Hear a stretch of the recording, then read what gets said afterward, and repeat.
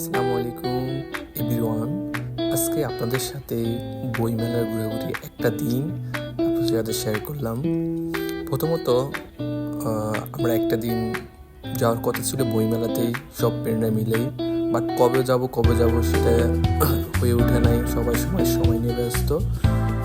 তো হঠাৎ করেই ঘুম থেকে উঠলাম, ঘুম থেকে উঠে দেখলাম কল দিয়েছে সবাই ক্যাম্পাসে যাওয়ার জন্য। তাও জানা ছিল না যে বইমেলাতে যাব। ক্যাম্পাসে গেলাম, ক্যাম্পাসে যাবো করে সবাই বললো বইমেলাতে যাবো। ঘুরে আসলাম বইমেলাতেই। টিএসসিতে আসার পরেই দেখলাম হচ্ছে সবাই পেটে খিদে লেগে গেছে, সবাই হচ্ছে খাওয়ার জন্য বসে গেছে।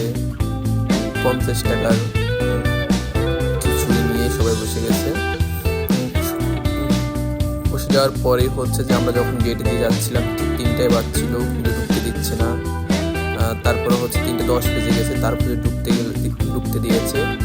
ঢুকার পরে দেখলাম অনেক সুন্দর স্টল। এবার স্টলগুলো অনেক সুন্দর, বাট বই কিনি বা না কিনি, কয়েকটা সেলফি তুলেছি এবং হচ্ছে যে ঘোরাঘুরি অনেক ভালো লেগেছে। বেশি হচ্ছে যে স্টলগুলো দেখে মন মুগ্ধকর। আগের থেকেই এইবারের হচ্ছে স্টলগুলো সবচেয়ে ভালো হয়েছে। তো সুতরাং আমি চলে আসলাম। আমার ফ্রেন্ডরা হচ্ছে যে ঘোরাঘুরি করলো, তারা অনেকক্ষণ ছিল, আমার অফিস থাকার কারণে আমি চলে আসলাম। তো আপনারা চাইলে হচ্ছে যে একটা দিন এই বইমেলাতে গিয়ে ঘুরে আসতে পারেন। বই কিন বা না কিনেন, গিয়ে দেখতে পারেন, অনেক সুন্দর স্টলগুলাই ভিজিট করতে পারেন, বইটা নাড়াচাড়া করে দেখতে পারেন, কারণ যেহেতু সময় হয় না অনেকে।